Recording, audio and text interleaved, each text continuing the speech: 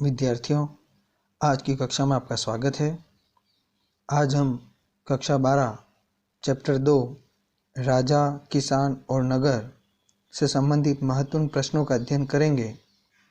आज इस पाठ के हम लगभग 100 प्रश्नों का अध्ययन करेंगे और ये 100 प्रश्न आपके लिए परीक्षा की दृष्टि से बहुत ही उपयोगी हैं। साथ ही किसी भी प्रकार की प्रतियोगी परीक्षा के लिए भी बहुत उपयोगी है। तो आइए विद्यार्थियों, मेरे साथ जुड़िए और आगे बढ़िए। आज के प्रश्नों की शुरुआत। प्रश्न नंबर 1, शासकों की प्रतिमा और नाम के सिक्के सर्वप्रथम किस राजवंश के राजाओं ने जारी किए थे? उत्तर, कुषाण राजवंश के राजाओं ने शासकों की प्रतिमा और नाम के सिक्के सर्वप्रथम जारी किए थे। अगला प्रश्न, प्रश्न नंबर 2, ब्राह्मी और खरोष्टी लिपियों को पढ़ने वाला प्रथम व्यक्ति कौन था?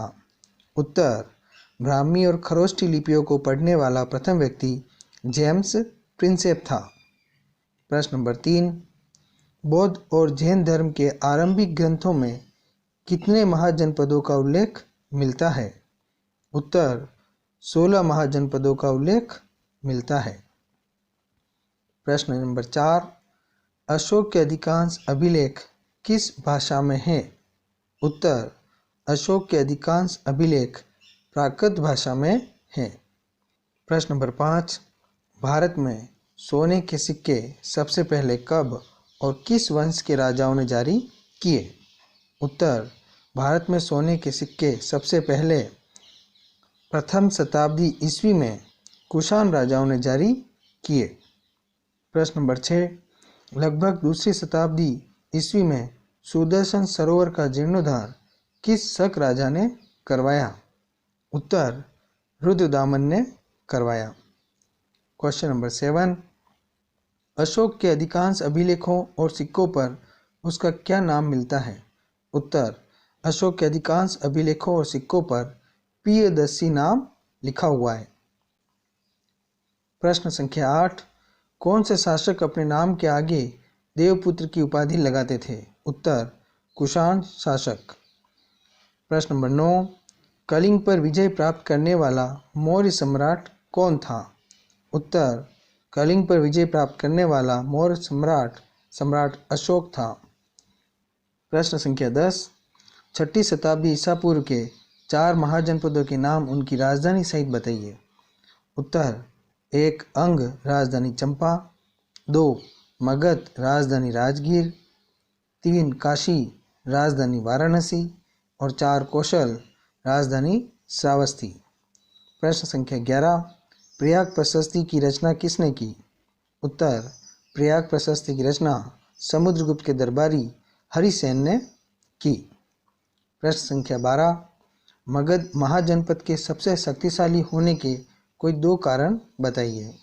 उत्तर, खेती की अच्छी उपज होना और लोहे की खदानों का नज़दीक ही उपलब्ध होना।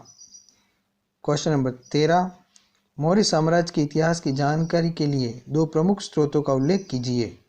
उत्तर, कौटिल्यकृत अर्थशास्त्र और मैगस्थनीज द्वारा लिखित पुस्तक इंडिका। प्रश्न संख्या 14, मौर्य साम्राज्य के 5 प्रमुख राजनीतिक केंद्रों का उल्लेख कीजिए। उत्तर, मौर्य साम्राज्य के 5 प्रमुख राजनीतिक केंद्र हैं राजधानी पाटलिपुत्र तथा 4 प्रांतीय केंद्र तक्षशिला, उज्जैनी, तोसली और सुवर्णगिरी। प्रश्न संख्या 15, शिल्पाधिकारम क्या है? उत्तर, शिल्पाधिकारम तमिल महाकाव्य है। क्वेश्चन 16, प्रयाग प्रशस्ति का ऐतिहासिक महत्व बताइए।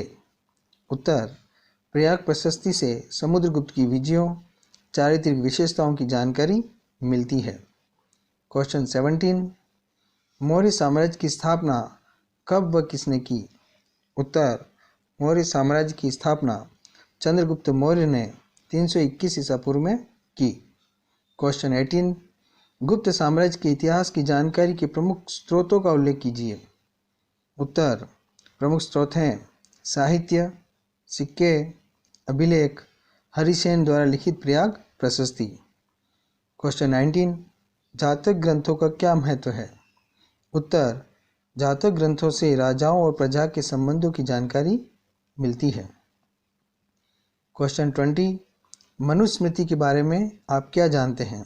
उत्तर, मनुस्मृति आरंभिक भारत का सबसे प्रसिद्ध विधि ग्रंथ है। क्वेश्चन 21, प्रभावती गुप्त कौन थी? उत्तर, प्रभावती गुप्त चंद्रगुप्त द्वितीय, जिनका शासनकाल 375 से 415 ईस्वी था, की पुत्री थी। क्वेश्चन 22, जातक कथाएं अथवा जातक कहानी क्या है? उत्तर, महात्मा बुद्ध के पूर्व जन्मों की कहानियों के संकलन को जातक कथाओं के नाम से जाना जाता है। क्वेश्चन 23, गुप्त वंश की किस शासिका ने भूमिदान किया था और क्यों? उत्तर, प्रभावती गुप्त ने भूमिदान किया था क्योंकि वह एक रानी थी। क्वेश्चन 24, हर्ष चरित्र की रचना किसने की? उत्तर, हर्ष चरित्र की रचना बाणभट्ट ने की। क्वेश्चन 25, श्रेणी से क्या अभिप्राय है? उत्तर, उत्पादकों और व्यापारियों के संग श्रेणी कहलाते थे। क्वेश्चन 26, सोने के सबसे भव्य सिक्के प्रचुर मात्रा में किन सम्राटों ने जारी किए? उत्तर, गुप्त सम्राटों ने। क्वेश्चन 27, मगध राज्य के 3 शक्तिशाली शासकों के नाम बताइए। उत्तर, 1 बिंबिसार, 2 अजातशत्रु और 3 महापद्म नंद। क्वेश्चन 28, तमिलकम प्रदेश में किन सरदारियों का उदय हुआ? उत्तर, तमिलकम प्रदेश में चोल, चेर तथा पांड्य सरदारियों का उदय हुआ। क्वेश्चन 29, दक्षिण भारत के सरदारों तथा सरदारियों की जानकारी किन स्रोतों से मिलती है? उत्तर, प्राचीन तमिल संगम ग्रंथों में संग्रहित कविताओं से जानकारी मिलती है। क्वेश्चन 30, मगध महाजनपद की प्रारंभिक राजधानी कौन सी थी? उत्तर, राजगाह या राजगीर। क्वेश्चन 31, देवपुत्र की उपाधि किन शासकों ने धारण की? उत्तर, देवपुत्र की उपाधि कुषाण शासकों ने धारण की। क्वेश्चन 32, प्रयाग प्रशस्ति अभिलेख किस नाम से प्रसिद्ध है?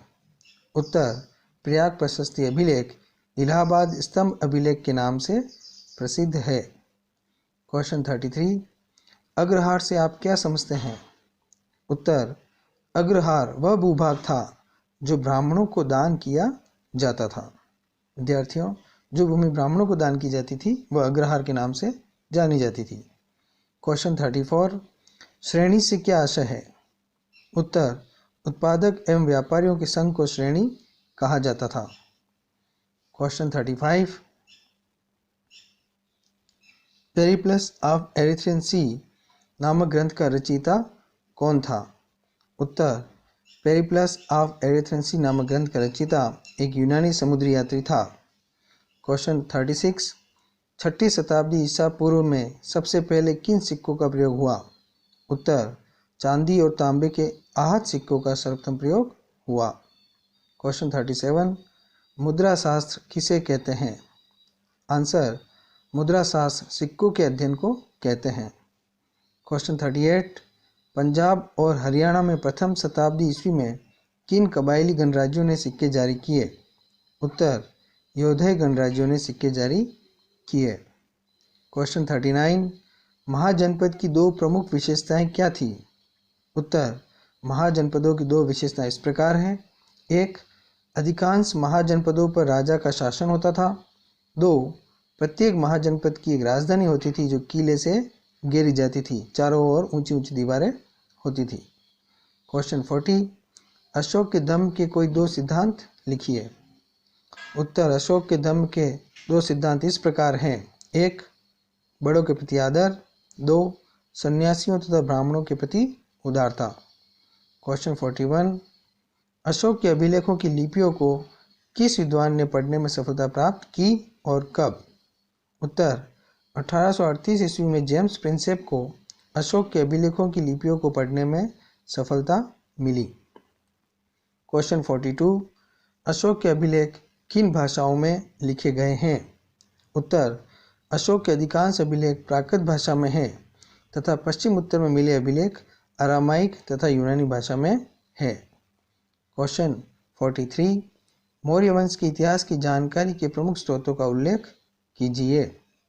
उत्तर, मौर्य वंश के इतिहास के जानकारी के प्रमुख स्रोत निम्न हैं। 1. कौटिल्यकृत अर्थशास्त्र। 2. मेगस्थनीज द्वारा रचित इंडिका। 3. अशोककालीन अभिलेख। 4. जैन, बौद्ध और पौराणिक ग्रंथ। क्वेश्चन 44, मेगस्थनीज ने सैनिक गतिविधियों के संचालन के लिए कितनी समितियों का उल्लेख किया है? उत्तर, मेगस्थनीज ने सैनिक गतिविधियों के संचालन के लिए एक समिति तथा 6 उप समितियों का उल्लेख किया है। क्वेश्चन 45, सुदर्शन झील का निर्माण किसने करवाया था तथा किस शक राजा ने इसकी मरम्मत करवाई? उत्तर, सुदर्शन झील का निर्माण मौर्य काल में चंद्रगुप्त मौर्य के एक स्थानीय राज्यपाल पुष्यगुप्त वैश्य ने करवाया था तथा शक राजा रुद्रदामन के प्रांतीय शासक सुविशाख ने इसकी मरम्मत करवाई थी। क्वेश्चन 46, किस महिला शासिका द्वारा किया गया भूमिदान का उदाहरण बिरला उदाहरण माना जाता है? उत्तर, वाकाटक वंश की शासिका प्रभावती गुप्त द्वारा किया गया भूमिदान बिरला उदाहरण माना जाता है। प्रश्न संख्या 47, हर्षचरित के बारे में आप क्या जानते हैं? उत्तर, हर्षचरित कन्नौज के शासक हर्षवर्धन की जीवनी है।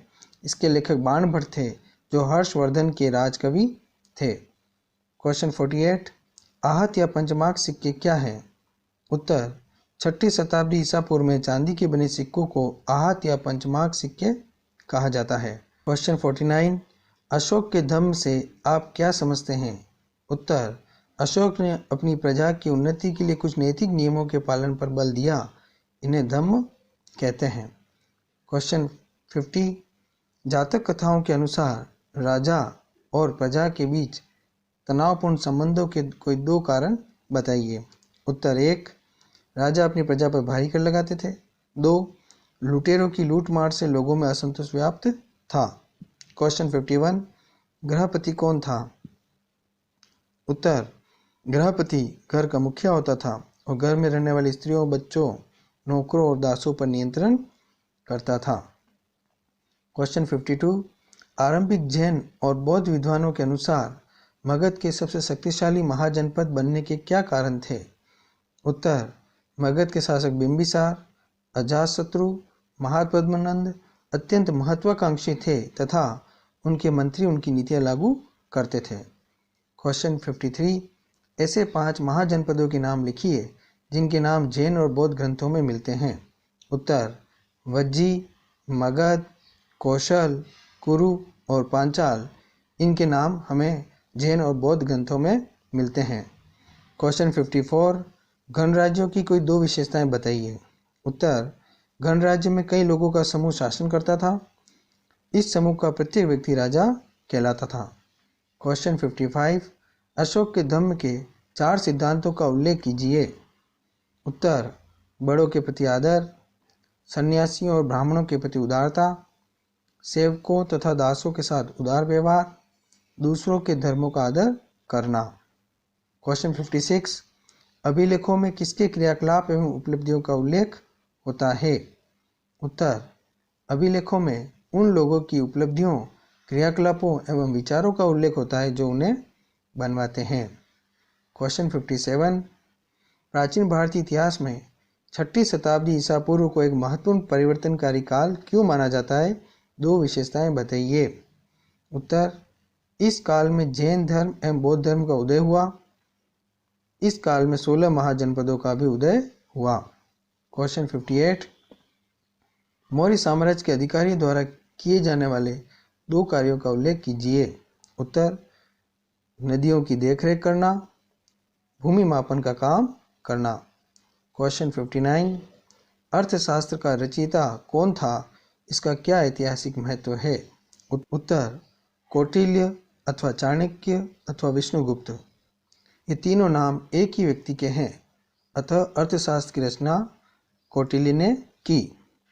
इसमें मौर्यकालीन सैनिक और प्रशासनिक संगठन तथा सामाजिक अवस्था के बारे में विस्तृत विवरण मिलता है। क्वेश्चन 60, यूनानी इतिहासकारों के अनुसार मौर्य सम्राट चंद्रगुप्त के पास कितनी सेना थी? उत्तर, चंद्रगुप्त मौर्य के पास 6 लाख पैदल सैनिक, 30,000 घुड़सवार तथा 9,000 हाथी थे। क्वेश्चन 61, दक्षिणी भारत में सरदार कौन होते थे? उत्तर, दक्षिणी भारत में सरदार एक शक्तिशाली व्यक्ति होता था जिसका पद वंशानुगत भी हो सकता था और नहीं भी। क्वेश्चन 62, प्राचीन भारत में उपज बढ़ाने के तरीकों का उल्लेख कीजिए। उत्तर, हल का प्रचलन, कुओं, तालाबों, नहरों के माध्यम से सिंचाई करना। क्वेश्चन 63, 600 ईसा पूर्व से 600 ईस्वी के काल में ग्रामीण समाज में पाई जाने वाली विभिन्नताओं का उल्लेख कीजिए। उत्तर, इस युग में भूमिहीन खेतिहर मजदूर, छोटे किसान और बड़े बड़े जमींदार अस्तित्व में थे। क्वेश्चन 64, इस युग में भूमि कर के संबंध में ब्राह्मणों को कौन सी सुविधाएं प्राप्त थी? उत्तर, ब्राह्मणों को भूमि कर या अन्य कर नहीं वसूले जाते थे। ब्राह्मणों को स्थानीय लोगों से कर वसूलने का अधिकार था। क्वेश्चन 65, अशोक के अभिलेखों की क्या महत्ता है? उत्तर, अशोक के अभिलेखों से अशोक की शासन व्यवस्था, उसके साम्राज्य विस्तार, धर्म प्रचार आदि कार्यों के बारे में जानकारी मिलती है। क्वेश्चन 66, राजगाह का शाब्दिक अर्थ बताइए। उत्तर, राजगाह का शाब्दिक अर्थ है राजाओं का घर।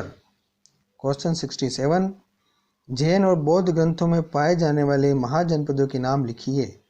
उत्तर, जैन और बौद्ध ग्रंथों में पाए जाने वाले महाजनपदों के नाम इस प्रकार हैं: वज्जी, मगध, कौशल, कुरु, पांचाल, गांधार और अवंती। क्वेश्चन 68, सामान्यतः अशोक को अभिलेखों में किस नाम से संबोधित किया गया है? उत्तर, अधिकांशतः अशोक को अभिलेख में देवानाम प्रिय, प्रियदर्शी अथवा प्रियदर्शी नाम से संबोधित किया गया है। क्वेश्चन 69, प्राकृत भाषा से आप क्या समझते हैं? उत्तर, प्राकृत उन भाषाओं को कहा जाता था जो जनसाधारण की भाषाएं होती थी। क्वेश्चन 70, अधिकांश महाजनपदों तथा गण और संघ नामक राज्यों में कौन शासन करता था? उत्तर, अधिकांश महाजनपदों में राजा तथा गण और संघ नामक राज्यों में लोगों का समूह शासन करता था। क्वेश्चन 71, मनुस्मृति क्या है? इसकी रचना कब की गई? उत्तर, मनुस्मृति प्रारंभिक भारत का सबसे प्रसिद्ध विधि ग्रंथ है। इसकी रचना दूसरी शताब्दी ईसा पूर्व और दूसरी शताब्दी ईस्वी के बीच की गई। क्वेश्चन 72, छठी शताब्दी ईसा पूर्व में पाटलिपुत्र और उज्जैनी किन संचार मार्गों के किनारे बसे थे? उत्तर, पाटलिपुत्र नदी मार्ग के किनारे तथा उज्जैनी भूतल मार्गों के किनारे बसे थे। क्वेश्चन 73, ओलिगार्की या समूह शासन से आप क्या समझते हैं? उत्तर, ओलिगार्की या समूह शासन उसे कहते हैं जहां सत्ता पुरुषों के एक समूह के हाथ में होती है। क्वेश्चन 74, अपने अधिकारियों और प्रजा के लिए प्राकृतिक पत्थरों और पॉलिश किए हुए स्तंभों पर संदेश लिखवाने वाला पहला सम्राट कौन था? उत्तर, अशोक वह पहले सम्राट थे जिन्होंने अपने अधिकारियों और प्रजा के लिए प्राकृतिक पत्थरों और पॉलिश किए हुए स्तंभों पर संदेश लिखवाए। क्वेश्चन 75, चीनी शासक स्वयं को किस नाम से संबोधित करते थे? उत्तर, चीनी शासक स्वयं को स्वर्गपुत्र के नाम से संबोधित करते थे। क्वेश्चन 76, गुप्त शासकों का इतिहास किसकी सहायता से लिखा गया है? उत्तर, गुप्त शासकों का इतिहास साहित्य, सिक्कों और अभिलेखों की सहायता से लिखा गया है। क्वेश्चन 77, गद तिंतु जातक नामक कहानी में क्या बताया गया है? उत्तर, गंध तिंतु जातक नामक एक कहानी में यह बताया गया है कि एक कुटिल राजा की प्रजा किस प्रकार दुखी रहती है। क्वेश्चन 78, पाली भाषा में गृहपति का प्रयोग किन के लिए किया जाता है? उत्तर, पाली भाषा में गृहपति का प्रयोग छोटे किसानों और जमींदारों के लिए किया जाता है। क्वेश्चन 79, उत्तरी कृष्ण मार्जित पात्र से क्या अभिप्राय है? उत्तर, नगरों में मिले चमकदार कले वाले मिट्टी के कटोरे, थालियाँ आदि उत्तरी कृष्ण मार्जित पात्र कहलाते हैं। क्वेश्चन नंबर 80, प्रियदर्शी शब्द से आपका क्या अभिप्राय है? उत्तर, प्रियदर्शी का अर्थ है देखने में सुंदर। क्वेश्चन 81, देवानाम प्रिय शब्द का क्या आशय है? उत्तर, देवानाम प्रिय शब्द का आशय है देवताओं का प्रिय। क्वेश्चन 82, अभिलेख शास्त्रियों ने प्रतिवेदक शब्द का क्या अर्थ बताया है? उत्तर, अभिलेख शास्त्रियों ने प्रतिवेदक शब्द का अर्थ संवाददाता बताया है। क्वेश्चन 83, प्राचीन भारतीय शासक देवी देवताओं के साथ जुड़ने का प्रयास क्यों करते थे? उत्तर, प्राचीन भारतीय शासक उच्च स्थान प्राप्त करने के लिए देवी देवताओं के साथ जुड़ने का प्रयास करते थे। कुषाण शासकों ने इस उपाय का सर्वश्रेष्ठ उदाहरण प्रस्तुत किया है। कुषाण सम्राटों ने देव स्थानों पर अपनी मूर्तियां स्थापित की। वे इन मूर्तियों के माध्यम से स्वयं को ईश्वर के समान प्रस्तुत करना चाहते थे। कुछ कुषाण शासकों ने देवपुत्र की उपाधि भी धारण की। क्वेश्चन 84, प्रयाग प्रशस्ति पर एक संक्षिप्त टिप्पणी लिखिए। उत्तर, प्रयाग प्रशस्ति के रचयिता हरिसेन गुप्त वंश के सम्राट समुद्रगुप्त के राजकवि थे। प्रयाग प्रशस्ति संस्कृत में लिखी गई थी। प्रयाग प्रशस्ति हमें समुद्रगुप्त के जीवन, विजय, व्यक्तिगत गुणों, राजकीय दशा आदि के बारे में जानकारी मिलती है। प्रयाग प्रशस्ति में समुद्रगुप्त की दिग्विजय का उल्लेख है। प्रयाग प्रशस्ति में समुद्रगुप्त को परमात्मा पुरुष की प्रतिमूर्ति कुबेर, वरुण, इंद्र और यम के तुल्य माना गया है। क्वेश्चन 85, मेगस्थनीज के अनुसार सैनिक गतिविधियों के संचालन के लिए नियुक्त दूसरी उप समिति के क्या कार्य थे?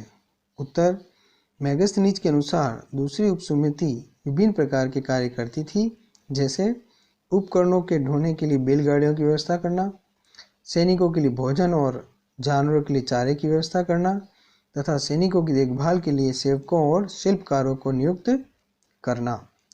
क्वेश्चन 86, मगध की प्रारंभिक राजधानी राजगाह पर एक संक्षिप्त टिप्पणी लिखिए। उत्तर, मगध की प्रारंभिक राजधानी राजगाह आधुनिक बिहार में स्थित राजगीर थी। राजगाह का शाब्दिक अर्थ है राजाओं का घर। पहाड़ियों के बीच बसा राजगाह एक किलेबंद शहर था। बाद में 4वीं शताब्दी ईसा पूर्व में पाटलिपुत्र को राजधानी बनाया गया, जो अब पटना के नाम से जाना जाता है। ये गंगा के रास्ते आवागमन के मार्ग पर स्थित था। क्वेश्चन 87, अशोक के अभिलेखों में किन भाषाओं और लिपियों में प्रयोग किया गया है? उत्तर, अशोक के अभिलेखों की भाषाएं एवं लिपियां निम्न प्रकार हैं। अशोक के अधिकांश अभिलेख प्राकृत भाषा में लिखे गए हैं, जबकि पश्चिम उत्तर से प्राप्त अभिलेख अरामाइक और यूनानी भाषा में हैं। प्राकृत के अधिकांश अभिलेख ब्राह्मी लिपि में लिखे गए थे, परंतु पश्चिम उत्तर के कुछ अभिलेख खरोष्ठी लिपि में लिखे गए थे। अरामाइक और यूनानी लिपियों का प्रयोग अफगानिस्तान में मिले अभिलेखों में किया गया था। क्वेश्चन 88, मेगस्थनीज के द्वारा चंद्रगुप्त मौर्य के सैनिक विभाग के प्रबंध के बारे में क्या विवरण दिया गया है? उत्तर, मेगस्थनीज ने लिखा है कि सैनिक विभाग का प्रबंध करने के लिए एक समिति थी तथा 6 उप समितियां बनी हुई थी। पहली उप समिति का काम नौसेना का संचालन, दूसरी उप समिति का यातायात तथा खान पान का संचालन करती थी, तीसरी उप समिति का काम पैदल सैनिकों का संचालन करना था, चौथी उप समिति अश्वारोही सेना का संचालन करती थी तथा 5वीं उप समिति का काम रथारोहियों का संचालन करना था। 6ठी उप समिति हाथियों का संचालन करती थी। क्वेश्चन 89, जनपद किसे कहते हैं? उत्तर, जनपद का अर्थ एक ऐसा भूखंड है जहाँ कोई जन से तात्पर्य लोग, कुल या जनजाति अपना पांव रखता है अथवा बस जाता है। इस शब्द का प्रयोग प्राकृत व संस्कृत दोनों भाषाओं में मिलता है। प्रारंभ में इन जनों का कोई निश्चित स्थान नहीं होता था और अपनी आवश्यकता अनुसार ये स्थान बदल लिया करते थे, परंतु शीघ्र ही ये एक निश्चित स्थान पर बस गए। भिन्न भिन्न भौगोलिक क्षेत्र जनों के बस जाने के कारण जनपद कहलाने लगे।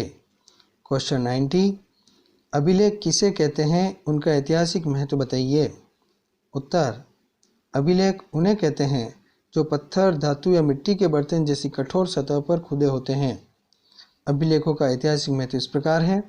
1. अभिलेखों में उन लोगों की उपलब्धियों, क्रियाकलापों तथा विचारों का उल्लेख मिलता है जो उन्हें बनवाते हैं। 2. इनमें राजाओं के क्रियाकलापों तथा महिलाओं और पुरुषों द्वारा धार्मिक संस्थाओं को दिए गए दान का विवरण होता है। 3.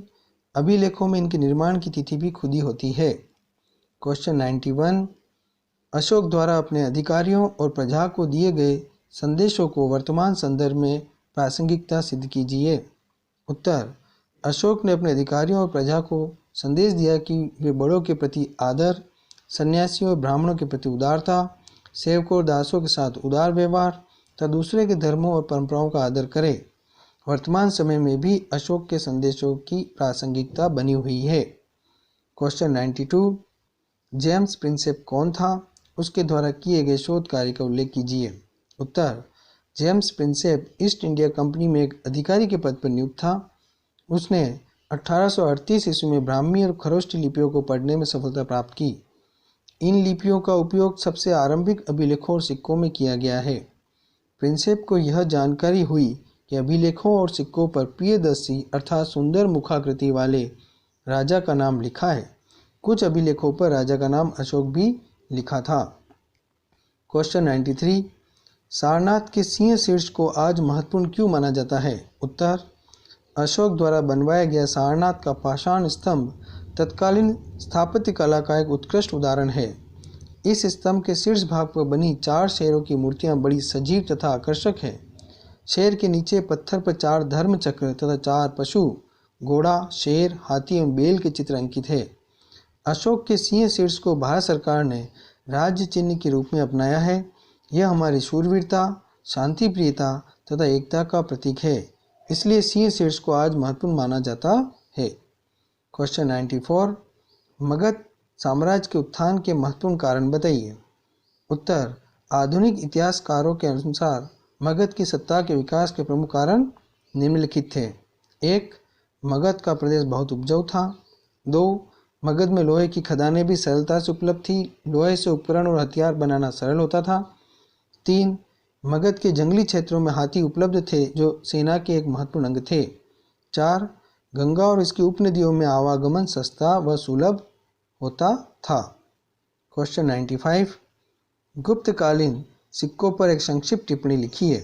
उत्तर, गुप्त सम्राटों के अधिकांश सिक्के सोने के बने हैं, परंतु कुछ गुप्त शासकों ने चांदी तथा तांबे के सिक्के भी चलाए।